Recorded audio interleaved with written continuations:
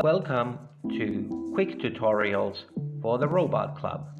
Today we are going to try out an easy and effective follow a line program with the color sensor.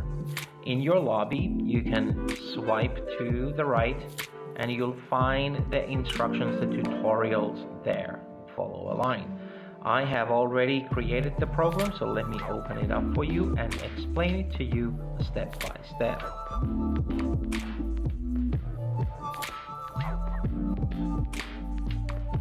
So here is my follow a line program, and my robot C3PO is already connected. So let me go and explain what this is. The very first thing is my color sensor loop. The color sensor, I have to make sure that it is connected to the right port number 1, that is corrected. I am also right now measuring the color intensity. When I'm on white it shows 90, and when I go on top of black it goes to 8. So my threshold can be that 50 that is over there. The next thing I have to do is to look at my motors. So I will have my C off when it's correct, and my B is on when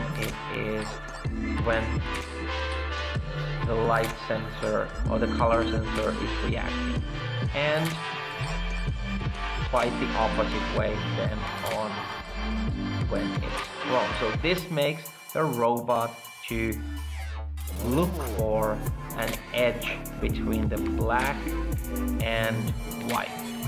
And let's see how this works.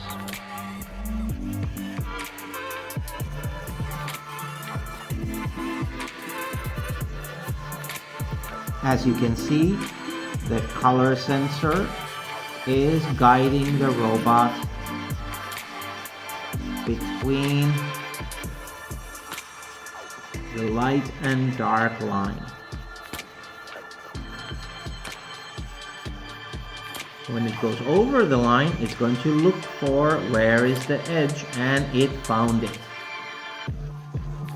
This is the way how the simple but effective follow the line program works.